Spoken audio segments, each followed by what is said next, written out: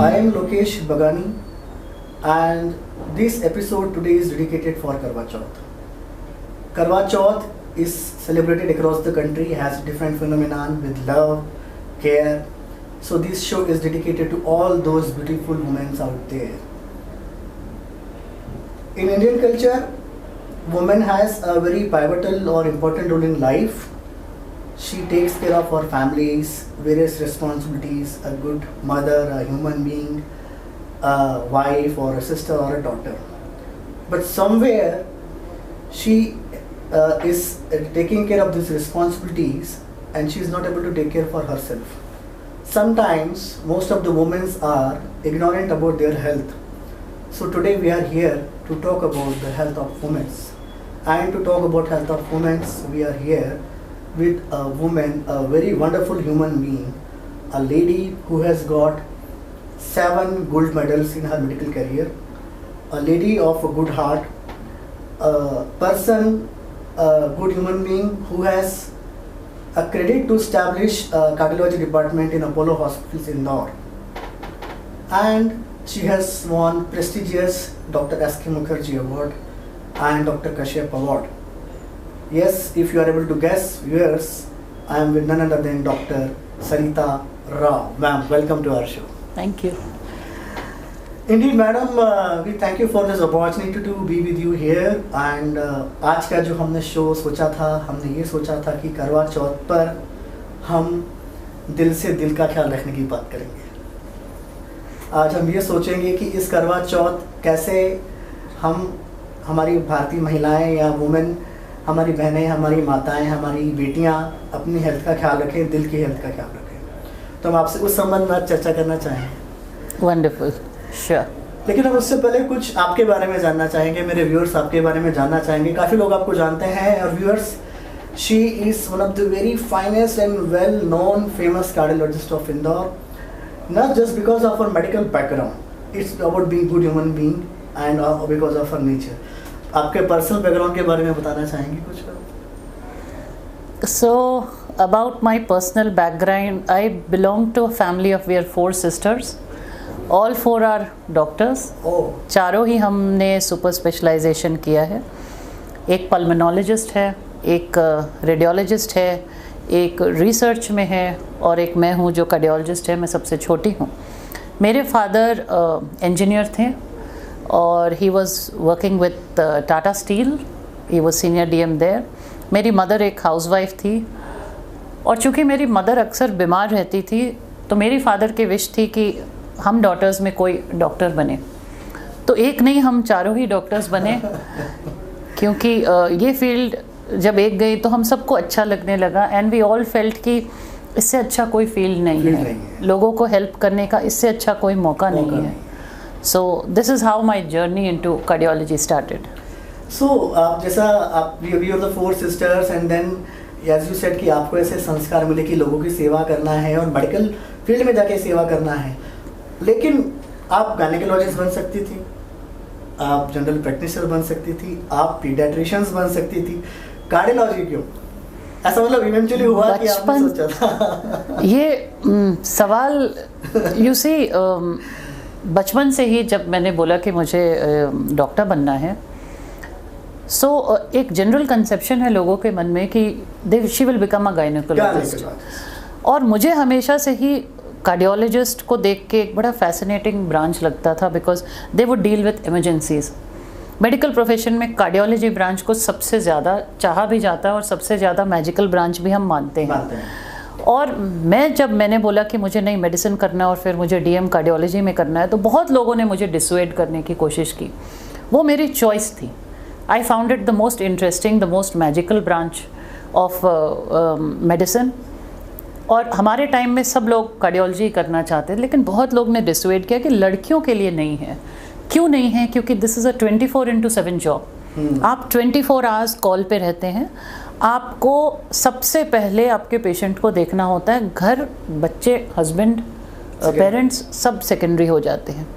बाद में मुझे ये समझ आया था कि इस वजह से लोग मुझे डिसुएड करना चाहते थे क्योंकि when I finished my DM और जब मैं प्रैक्टिस में आई, DM के समय ही आपको काफ़ी हद तक एहसास हो जाता है because then you start doing actual work. और जब मैं प्रैक्टिस में आई तो मुझे रियलाइज़ हुआ कि मैं अपने बच्चे को नहीं देख सकती, घर नहीं देख सकती, पेरेंट्स नहीं देख सकती, किसी चीज़ को नहीं देख सकते हैं जबकि पेशेंट का कॉल आता है। तो चूंकि ये इतना डिमांडिंग ब्रांच है कि आपको 24/7 आपके टोज पे रहना है। If there is a heart attack patient you have to rush leaving everything. तो इतने डिमांडिंग ब्रांच होने के वजह से शायद बहुत लोगों ने मुझे डिसुएड करने की कोशिश की, बट ये मेरा शौक था, मेरा पैशन था, आपका करेज था कि मुझे कार्डियोलॉजी ही करनी है, and which is why I became a cardiologist. और मैं बिल्कुल भरोसे में हूँ, मुझे आपसे बात करके लग रहा है कि ज़रूर आपकी पूरी फैमिली ने आपको इसमें सपोर्ट किया है और आप आज एक सक्सेसफुल कार्डियोलॉजिस्ट हैं जो कि काफ़ी फेमस हैं, वेल नोन है और पेशेंट्स का अच्छे से ट्रीटमेंट करती हैं। चूँकि हमने आपसे आज इस चर्चा का विषय ये रखा है वुमेन्स हेल्थ पे, वुमेन्स की हार्ट की हेल्थ पे। हमारे घरों में, हमारे परिवार में जो गृहिणियाँ हैं या हमारी फैमिली मेम्बर्स हैं जो जॉब कर रही हैं या बिजनेस कर रही हैं वुमेन्स, क्या आप उनके बारे में कुछ हाईलाइट में ऐसे 4 क्लासिफिकेशंस बता सकती हैं, कुछ क्लासिफिकेशंस बता सकती हैं जहाँ पे वो आइडेंटिफाई कर पाएँ कि वो कार्डिक डिसऑर्डर्स में हैं, किसी में या नहीं है? कुछ अर्ली डिटेक्शन के 4-5 पॉइंट्स वुमेन पर्सपेक्टिव्स की बात से अगर हम बात करें तो।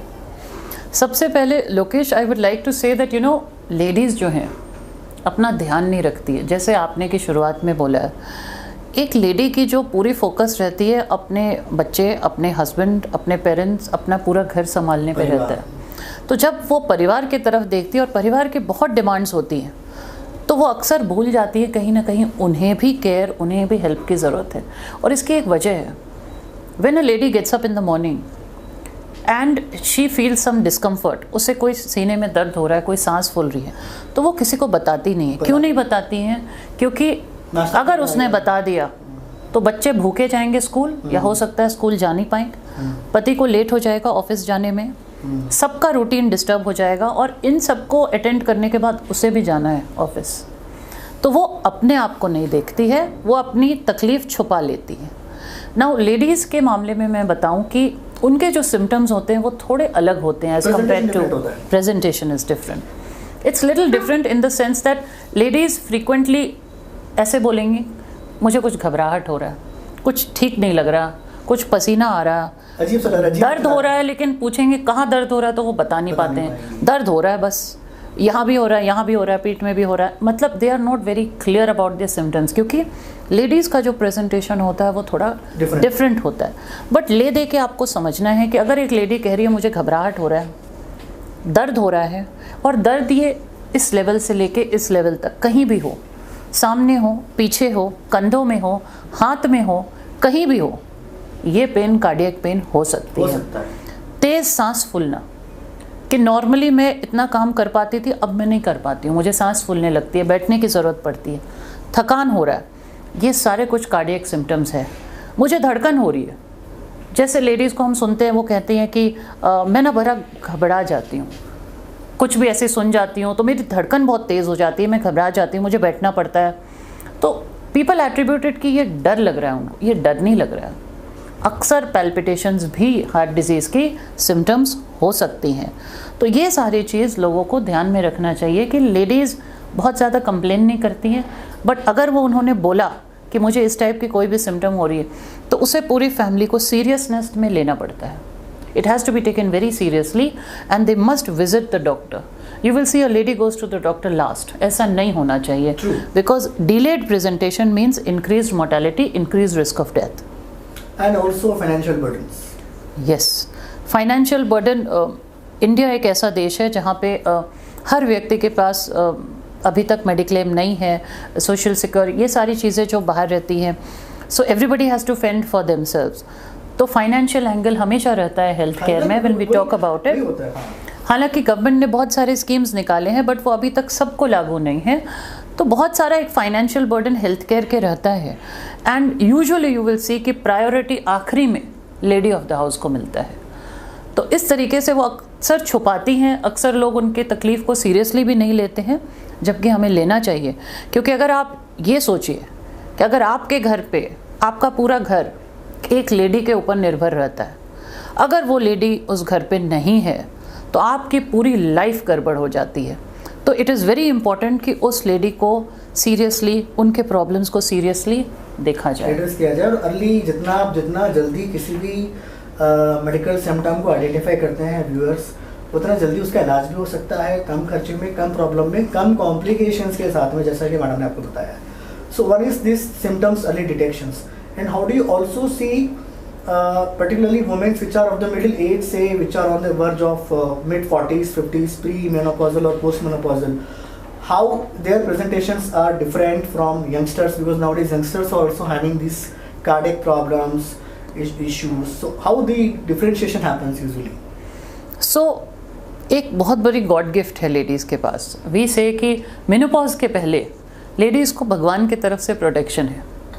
सो we say that heart disease के मामले में बिफोर मेनोपॉज यूजुअली लेडीज़ को कम होता है, but once menopause is crossed they have the same risk of heart disease as their male counterpart, right?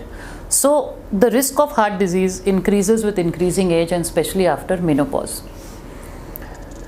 ये एक बहुत इंपॉर्टेंट चीज़ है जो हमें नोटिस करना है। दूसरी चीज़ कि today age is no criteria, because अभी मैं एक ऐसे पेशेंट के एंजियोप्लास्टी करके आ रही हूँ जो मात्र 21 साल का है। 21 ईयर्स के बच्चे को जब एंजियोप्लास्टी होती है उसकी पूरी ज़िंदगी सामने है, and this is because young age में आजकल हमारी जेनेटिक एक प्रीडिस्पोजिशन है, इंडियंस को थोड़ी यंगर एज में होती है, 10 years younger, then because of the increase stress in today's life, बहुत सारा स्ट्रेसेस रहता है यंग पॉपुलेशन में, the pressure to perform, the pressure to excel, then because of the availability of huge amount of fast food which is there today, लोग घर में दाल चावल बना के खाना पसंद नहीं करते हैं, दे प्रेफर कि बर्गर मंगा लिए, पिज़्ज़ा मंगा लिए, पास्ता मंगा लिया, all these things, you know, somewhere it is taking a tall on people. And smoking is very much on the rise. मैं मध्य प्रदेश में हूँ और मध्य प्रदेश में गुटखा खाने का बहुत ज़्यादा प्रचलन है। All of these things are predisposing to young heart attacks. I'd just like to add here that I have seen so much of social media channels, blogs these days. People are foodie.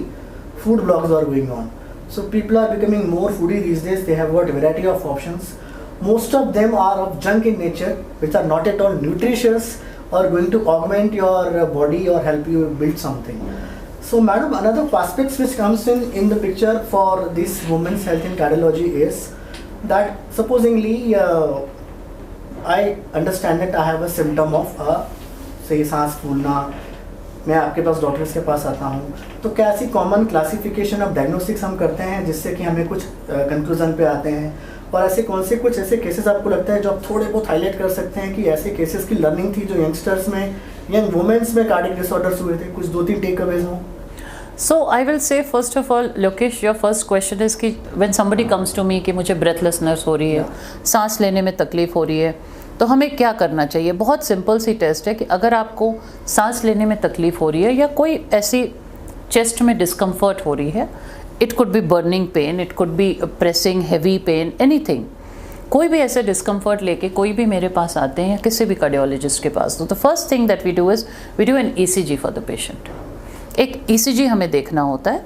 अगर ECG में कोई change नहीं आती है तो फिर हम उनका एक कार्डियक एंजाइम टेस्ट करते हैं जिसे हम ट्रोपोनिन टेस्ट कहते हैं। And after the cardiac enzyme test we do some other test called an echocardiography and TMT test. Till we have done these tests we do not tell the patient कि आपको heart disease नहीं है।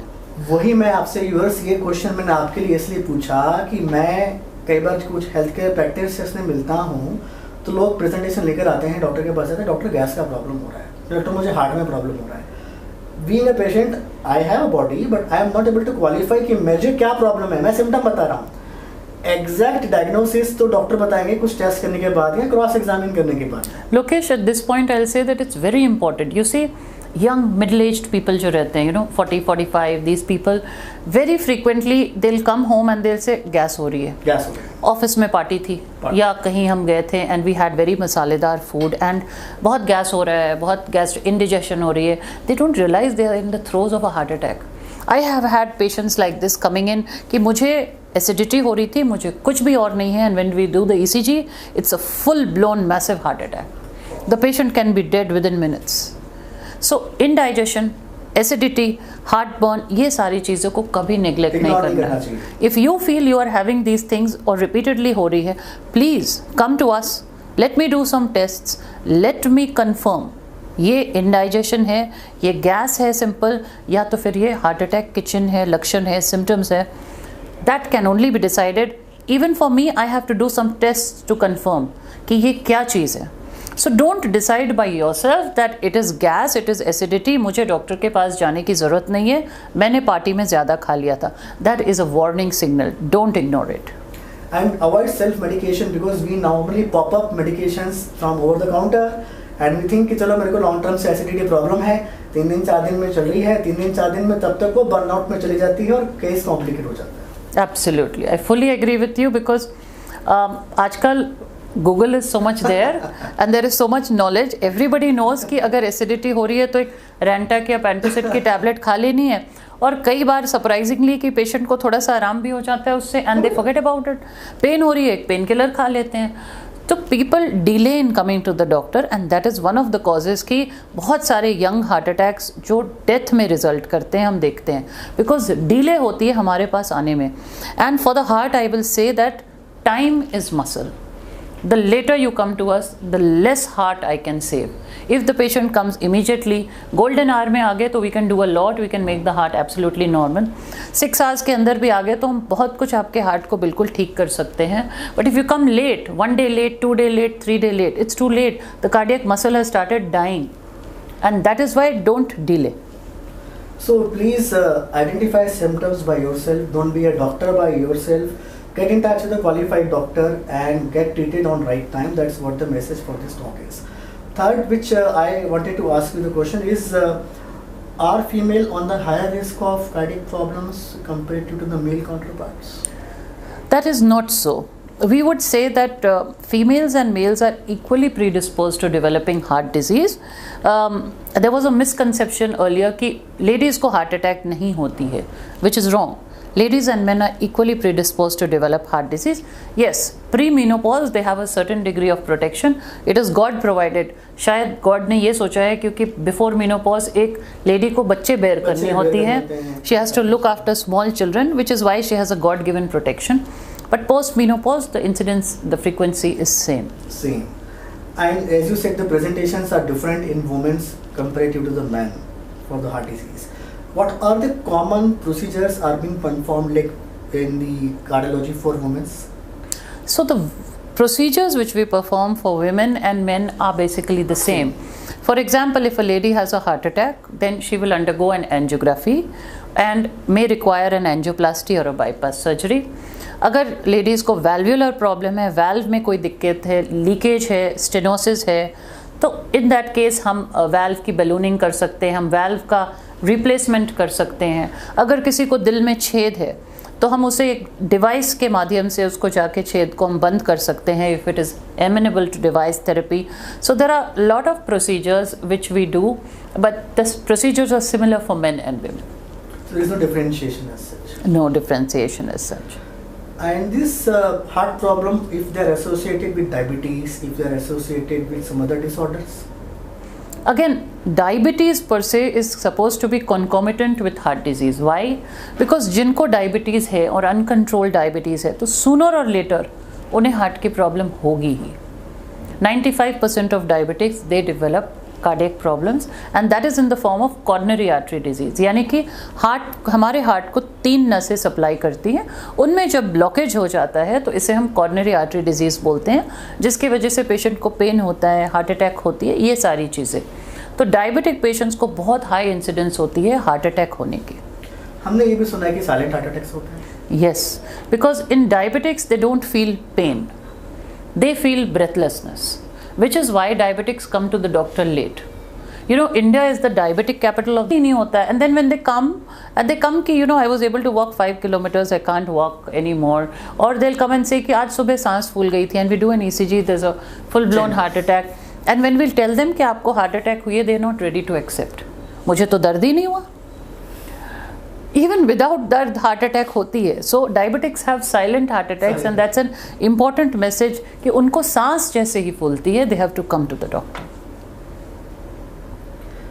और जैसे आप बता रहे हैं कि वॉल्स से रिलेटेड भी काफ़ी प्रॉब्लम्स होती हैं, और मैं आपके बारे में जितना पढ़ पा रहा हूँ, आपने काफ़ी कुछ फेमस प्रोसीजर्स इंडिया में किया है. I think you have the credit to do the first TAVI procedures in Madhya Pradesh. Yes, now TAVI Lokesh is a procedure for, it's a transcutaneous replacement of aortic valve. पहले जो पिछले 20 साल में जो aortic valve replacement होती थी तो उसमें पूरा स्टर्नम को ओपन किया जाता था. It was an open heart procedure. Patient को काफ़ी टाइम लगती थी रिकवर करने के लिए and it was a major procedure.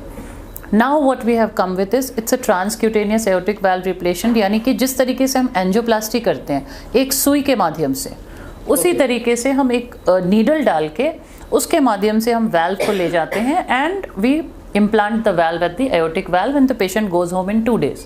और कोई भी स्कार नहीं रहती है. There's no open heart surgery, there's no scar, there's no cosmetic changes, which is very important. और खास करके जो लोग एक नॉर्मल सर्जरी नहीं अंडरगो कर सकते हैं because of some comorbidity, disability, they don't want to undergo that. So for them it's a godsend procedure. And this is one of the advanced procedures we use for the wall replacements or wall repair. Wall replacement. Wall replacement. So TAVI is the procedure where there are no cosmetic changes as such, and this is one of the safest and finest procedure. And Dr. Rao, Srita Rao has the credit to do the first in Madhya Pradesh couple of years back, or just I think about 2-3 years ago we did started the procedure. And I think by this time you must have done some hundreds. No, it's an expensive procedure, so not hundreds, but yes, we have been able to help many people with it. So that is an option available for the people of Indore. Okay, so you are also talking about the pregnancy and menopause. So pregnancy also we hear sometimes that उनका blood pressure बढ़ गया है या complication हो गई है. क्या वो heart disease में develop होती हैं या existing heart disease वाले को pregnancy में कुछ complications develop होती हैं, common ऐसी कुछ? So I will say that there are 2 things when we talk about pregnancy. एक वो pregnancy होती है उन ladies में जिनको पहले से heart disease है. For example, जिनको पहले से valve में प्रॉब्लम है या जिनको पहले से हार्ट अटैक हुआ है. So these are all different subset of patients. जिनको पहले से हार्ट में प्रॉब्लम है उन लोगों को अगर प्रेगनेंसी होती है तो then we have to be very careful because आमतौर पे ये पेशेंट्स ब्लड थिनिंग एजेंट्स पे हैं. और ब्लड थिनिंग एजेंट्स जैसे कि एसिट्रॉम है, वॉरफेरिन है, ये सारे जो ब्लड थिनिंग एजेंट्स हैं ये बच्चे के लिए हानिकारक होती है. So they can produce problems in the growth of the child. There can be malformations in the children. तो जिन लोगों को खून पतला करने की दवाई चल रही है, चूँकि उनको वैल्वुलर हार्ट डिजीज़ है या उनको आर्टिफिशियल वाल्व है या एट्रियल फिब्रिलेशन है, तो उनके हमें ये खून पतला करने की दवाई को रोक के we have to shift it to an injectable agent जिससे बच्चे को कोई नुकसान नहीं हो. तो बहुत ही इंपॉर्टेंट है कि अगर किसी को पहले से हार्ट डिजीज़ है और वो प्रेग्नेंट हो गई हैं तो वो अपने कार्डियोलॉजिस्ट से तुरंत मिले बिकॉज हमें कुछ दवाई रोक के चेंज करना पड़ता है बच्चे की सेफ्टी के लिए. और टाइम पे मिले because the period of organogenesis for the child is the first 2 months. तो उसी टाइम पे मुझे वो दवाई रोक के दूसरा देना होता है. Then again in the last trimester of pregnancy मुझे फिर से दवाई बदलनी होती है because at that time the child is going to be born. तो मदर को भी कोई रिस्क नहीं होना चाहिए इन ब्लड थिनिंग एजेंट से, इसलिए ये चेंज रहता है. सेकेंड थिंग इज कि कई सारी महिलाएं प्रेगनेंसी के पहले they are perfectly normal. Now at the during pregnancy somewhere around the 20th week or so or after that they will develop sudden shoot of blood pressure. So they are called pregnancy induced hypertension, which is also very dangerous because if it progresses and becomes uncontrolled ये pre-eclampsia या eclampsia में चले जाती है जिसमें कि mother को convulsions आ सकती है, बॉडी पे swelling हो जाता है. all of these things can happen and again it is very dangerous for the baby also. बच्चे और मदर दोनों को खतरा है इससे. The third thing is कि a lot of ladies during pregnancy, especially elderly primaries जो होती है, उनको pregnancy induced gestational diabetes भी हो सकती है. Now, post pregnancy बहुत सारे लोग के ये hypertension diabetes resolve हो जाते हैं और बहुत सारे लोगों के नहीं भी होते हैं. So they have to be on regular follow up कि क्या उनको blood pressure अब है, क्या उनको diabetes है, इन सारी चीज़ों के हमें control करके रखनी होती है. Again there is a condition called peripartum cardiomyopathy जिसमें कि हार्ट के जो पंपिंग है वो इफेक्ट हो जाती है. So these people develop weak hearts after pregnancy and they go into heart failure. So post delivery of a child, mother can have severe heart failure, swelling of the body, difficulty in breathing. All of these are because of poor functioning of the heart. So peripartum cardiomyopathy again 50% लोगों में वो resolve हो जाती है. 50% mothers can have LV dysfunction for the rest of their lives. तो ये सारी चीज़ें हमें बहुत केयरफुली मैनेज करना पड़ता है, and this is a combination, it's you know team work between the cardiologist and the gynaecologist in looking after the mother and the child, making sure कि दोनों सेफ रहें। वही जैसे कि हम हमारे 90s 95 मूवीज़ में देखते थे कि बच्चा पैदा हो गया है, माँ गुजर गई है। I think this is the same concept कि जो कार्डियक डिसऑर्डर डेवलप हो जाते हैं या कॉम्प्लिकेशंस हो जाती हैं। आप यंग वुमेंस जो एडोलेसेंट हैं, अभी बच्चियाँ जो प्यूबर्टी की एज में हैं और जो बड़ी हो रही हैं, उनके लिए कुछ ऐसा मैसेज देना चाहेंगे ताकि वो अपनी हेल्थ का ख्याल रखें, पर्टिकुलरली हार्ट की हेल्थ, या जो यंगस्टर्स हैं जो बिलो 40 हैं? So I will say that you know heart की जब आप केयर करते हैं, when you want to have a healthy heart and you want to look grow old with a healthy heart, you don't want your heart to break in between, right? So technically speaking, अगर हम कहें कि you want to live to the age of 80, you want to live healthy, you want to be fit and fine and not have heart problems, then you follow the formula of 80. It's very 80. 80. Okay. To get to 80, follow the formula of 80. It's very simple. We call it a mnemonic ABCDE. I frequently tell my patients that you know formula of 80 is ABCDE. ABCD. Every child knows ABCD. Okay. So A is for your abdominal girth. Keep it less than 80 centimeter. That means don't get fat. Don't put on weight. Take care of your weight. B is for your blood pressure. Blood pressure. Control your blood pressure. The diastolic blood pressure should be somewhere around 80. Right? So control your blood pressure is B. C is for your cholesterol. Now when you do a lipid profile, बहुत सारे उसमें values आपको मिलते हैं, but जो cholesterol को हम target करते हैं, that is the LDL cholesterol, and the LDL cholesterol should be less than 80 for people who have heart disease. D is again for diabetes. If you have diabetes, then keep your fasting sugar around 80, right? And again, D is also very importantly for diet. So if you want to eat, but make sure that any meal that you have has less than 80 gram of caloric value. And E is for exercise. Try to get 80 minutes of exercise every day. You can't do it, I know everybody is busy, so then try to get 80 minutes of exercise in a week. In a week?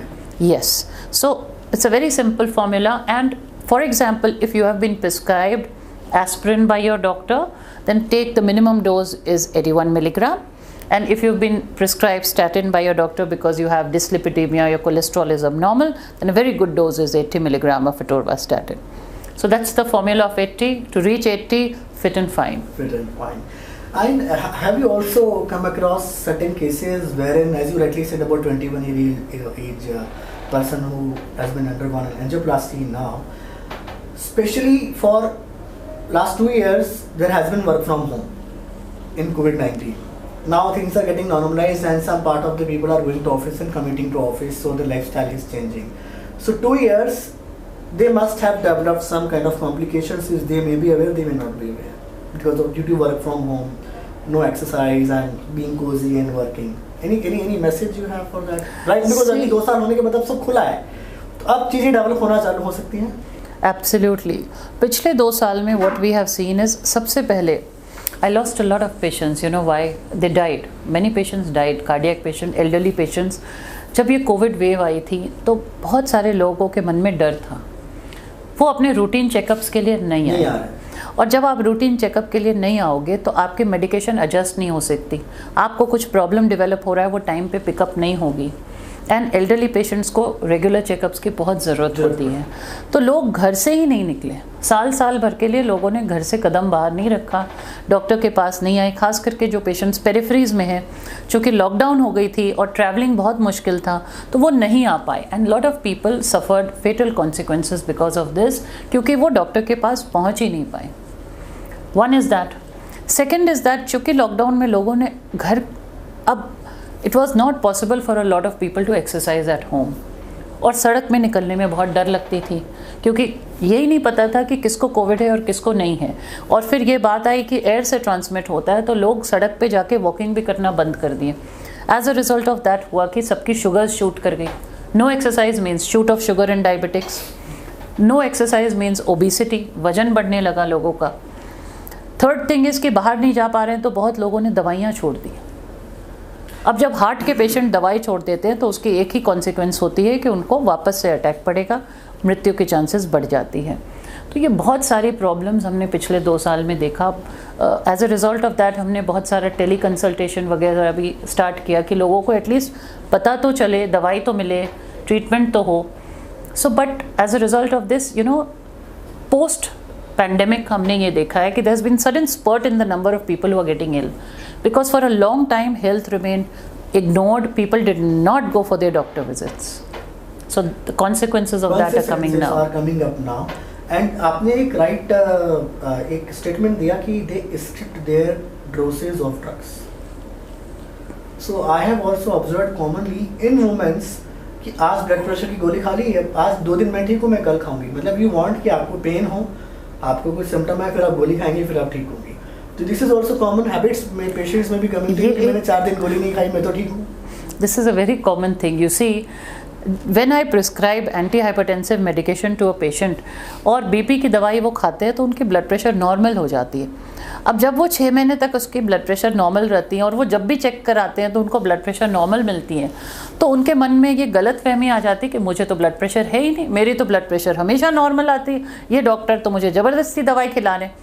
आपकी blood pressure इसलिए normal है क्योंकि मैंने आपको दवाई दी है। जैसे आप वो दवाई खाना बंद करेंगे, उस दवाई की असर उतर जाएगी और आपका ब्लड प्रेशर शूट होगा। और ब्लड प्रेशर शूट होने से बहुत ही मेजर प्रॉब्लम्स आती है। फॉर एग्जांपल, ब्रेन में स्ट्रोक होना, लकवा होना, अगेन आँखों की रोशनी जाना, किडनीज खराब होना, हार्ट अटैक होना, पैरों की नसों जाना, ये सब ब्लड प्रेशर की शूट की साइड इफ़ेक्ट्स है। तो प्लीज़ अपनी दवाइयाँ नहीं बंद करें, क्योंकि अगर आप आज जैसे आपने दवाई नहीं खाई तो हो सकता है ब्लड प्रेशर शूट करने में 2-3 दिन भी लगे, बिकॉज शरीर में वो दवाई सर्कुलेट करती है, उसकी एक हाफ लाइफ होती है, टाइम लगता है उसकी असर शरीर से जाने में। बट जब 4 दिन बाद आपका ब्लड प्रेशर शूट होगा, it can be a catastrophic situation. आपको कोई ऐसे मेजर नुकसान पहुंच सकती है जो हम ठीक नहीं कर पाएँ। यू सी, जब पेशेंट को लकवा होता है, स्ट्रोक होता है, तो कई बार उस चीज़ को हम ठीक नहीं कर सकते हैं। In spite of wanting to do it, हर चाहत होने के बावजूद भी स्ट्रोक अक्सर ठीक नहीं होती। मतलब कहने का ये है कि आपकी लाइफ में अगर आपको डायबिटीज़ या ब्लड प्रेशर है, पर्टिकुलरली अगर ब्लड प्रेशर है, तो उससे एसोसिएटेड आपको प्रॉब्लम्स और भी होती हैं, जैसे स्ट्रोक जो मैडम ने आपको बताया, रीनल फेलियर होता है, या दूसरे ऑर्गन भी डैमेज हो सकते हैं अगर आपका ब्लड प्रेशर अनकंट्रोल्ड है, जो सब जानते हैं। लेकिन हम जानने के बावजूद उसकी केयर नहीं करते हैं, तो हम अपने आप पे रिस्क ले रहे हैं। मैडम, इसके अलावा what are the advances you have been doing? I heard you have doing lithotripsy also in cardiology. Yes, so पहले जिन लोगों को बाईपास एडवाइस किया जाता था, चूँकि उनकी आर्टरीज में बहुत ज़्यादा कैल्सिफिकेशन होती थी, तो उनके लिए बाईपास सर्जरी के अलावा कोई ऑप्शन नहीं होती थी। We use to have another option called rota ablation. Rota ablation एक ड्रिल होती है जो बहुत स्पीड में, अलाउड 150,000 रेवोल्यूशंस पर मिनट के स्पीड से वो हार्ट के आर्टरीज से हम ड्रिल करते हैं उस कैल्शियम पे, and we use to do that very successfully. लेकिन उसमें रिस्क ज़्यादा रहती है और उसमें ये भी रहता था कि sometimes they can be acute closure of vessel, dissection हो सकती है। सो जिस तरीके से आपने सुना होगा कि किडनी के स्टोन्स को हम ब्रेक करते हैं with lithotripsy, in the same way एक शॉक वेव लिथोट्रिप्सी आई है, जिसमें हम लिथोट्रिप्सी बलून से हार्ट के अंदर जो कैल्शियम है, जो आर्टरीज है कैल्शियम है, उसे उस शॉक वेव से हम उसको ब्रेक डाउन करते हैं। These are ultrasonic waves and it is a very safe procedure, और इससे बहुत सारे लोगों को हम बाईपास से बचा पाए हैं, and in a very safe way without any increase of risk. तो जो चीज़ के लिए पहले पूरा ओपन हार्ट करना पड़ता था, अब वो एक सुई के माध्यम से नॉर्मल एंजियोप्लास्टी के जैसे हो जाती, पेशेंट 2 दिन में वॉकिंग घर चला जाता है। So that's the advantage of this, which is why central India में मैंने लिथोट्रिप्सी यूज़ किया था, और भारत में पहली बार the first women to use lithotripsy was me. But ये इंट्रोड्यूस करने का रीज़न यही था कि हमारे मध्य प्रदेश में लोगों को ये सारी थेरेपी के लिए बाहर जाके ट्रैवल करने की ज़रूरत नहीं पड़े। खास करके अब जब कोविड टाइम से लोग बाहर जाने में डरते हैं, तो हर थेरेपी, हर ट्रीटमेंट उनके दरवाजे पे होनी चाहिए। ऐसी कुछ और भी एडवांसेस आप अभी यहाँ कर रहे हैं, डेवलप कर रहे हैं? Because I know that you have a credit to establish this cardiology department in Apollo Indore. What are the other advances you have been doing for this cardiology field? So there are a lot of things जो we keep working on at the same time. एक और therapy के बारे में आपको बताना चाहूँगी कि हाई ब्लड प्रेशर, जिसके बारे you and I have been talking, बहुत ही कॉमन चीज़ है high blood pressure. Every second person you talk to know somebody जिनको हाई ब्लड प्रेशर है, उनके फैमिली में किसी को है। तो हाई ब्लड प्रेशर ऐसी चीज़ है जो रहती है और ज़िंदगी भर रहती है। So there has been one therapy which we have developed. It's called renal denervation therapy. Renal denervation therapy. denervation therapy. Now renal denervation therapy, जिसे शॉर्ट फॉर्म में हम RDN कहते हैं, ये एक ऐसी थेरेपी है जो किडनी की जो आर्टरीज है उसके अंदर जो नर्व्स रहती हैं उसमें हम जाकर रेडियो फ्रीक्वेंसी एब्लेशन देते हैं। उसके माध्यम से पेशेंट का ब्लड प्रेशर कंट्रोल करते हैं। इस वक्त ये अप्रूव्ड है in the world only for resistant hypertension. Central India का पहला RDN हम ही ने किया था and I was the first woman in the entire Indian subcontinent to do this procedure. और ये इसलिए हमने किया था बिकॉज ये एक पेशेंट थे जिनको 8 ब्लड प्रेशर की दवाई चल रही थी, उसके बावजूद उनका ब्लड प्रेशर 200 के रेंज में चलता था। So then we did this therapy and his blood pressure got controlled. We had to take special approval. So ये एक emerging therapy है and we are looking at it in the future कि बहुत सारे ऐसे लोगों के लिए भी हैं जो ब्लड प्रेशर की दवाई खाने से उनको बहुत एडवर्स इफेक्ट्स होते हैं, साइड इफ़ेक्ट्स होते हैं। बहुत सारे ऐसे लोग के लिए भी ये थेरेपी आएगी जो दवाइयाँ नहीं खा पाते हैं, भूल जाते हैं रिपीटेडली और उनको कॉम्प्लिकेशंस होने लगते हैं। End of course for those people जिनका इंस्पाइट ऑफ बहुत सारे दवाइयों खाने के बावजूद उनका ब्लड प्रेशर कंट्रोल नहीं हो पाता है, तो ये एक कॉमन प्रॉब्लम हाइपरटेंशन के लिए एक सोल्यूशन ये आई है, renal denervation therapy. This also we have started at this centre.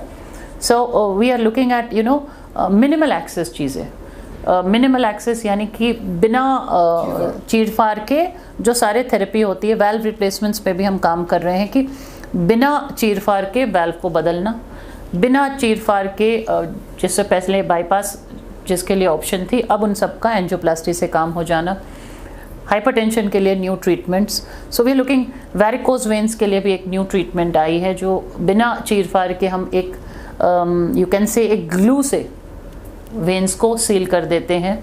So there are lot of things we are working on and we hope कि मध्य प्रदेश खास करके हमारे इंदौर को इससे बेनिफिट मिले। So viewers, we are on the final verge of closure of this episode now. मैं personally एक चीज़ कहना चाह रहा हूँ इस शो के ऊपर। करवा चौथ है, this Karva Chauth take a pledge for your health checkup, because health checkup very true, very true.